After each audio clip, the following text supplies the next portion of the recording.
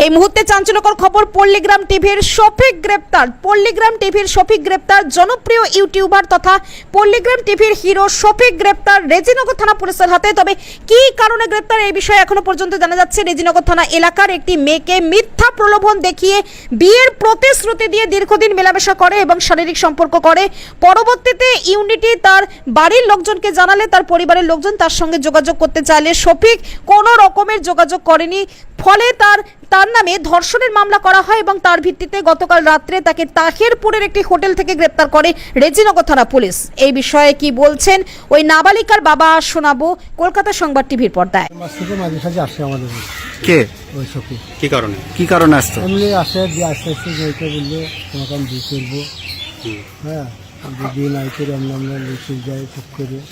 বিয়ে করেনি? না, বিয়ে করে না। দিয়ে তখন আবার স্কুল যাওয়ার নাম করে মেয়ে গেছি, আবার সেখান থেকে দিয়ে দিয়ে কালীগঞ্জের অন্য লিচু গেছি।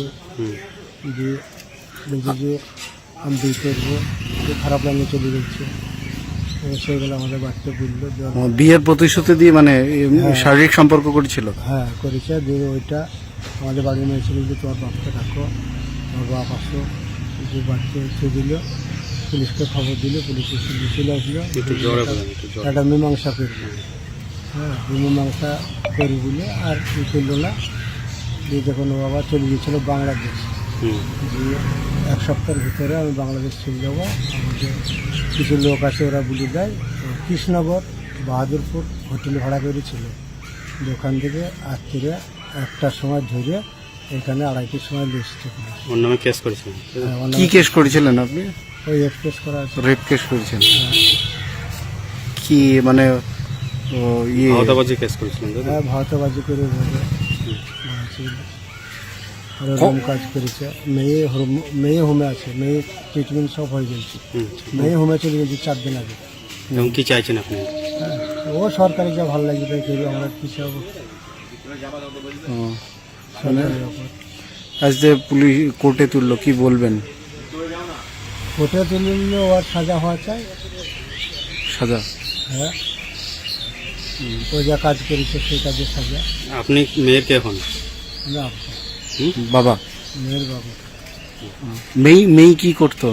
মেয়ে স্কুলে পড়াশোনা করছে, 11 ক্লাসে। কিভাবে পরিচয় হলো এমনি?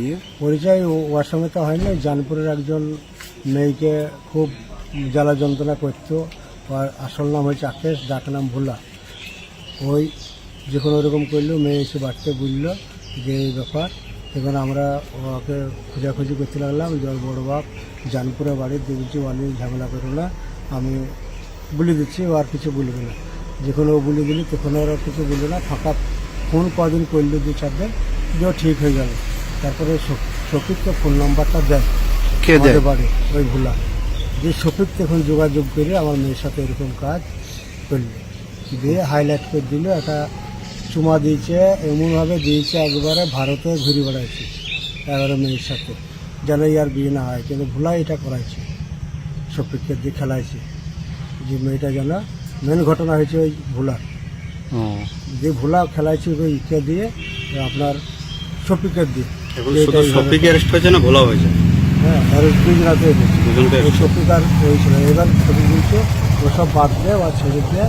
এই শফিককে বলছে যে তোরা তুই পালিয়েছে।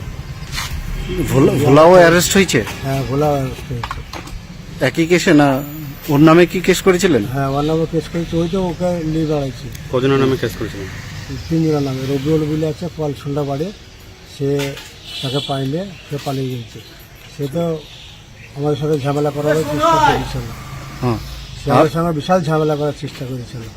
আমরা ঝামেলা করলে একটু অন্যরকম হবে বলে এরকম ব্যাপার। কতদিন আগে কেস করেছিলেন? আমরা কেস করেছিলাম মনে হয় 4 দিন আগে।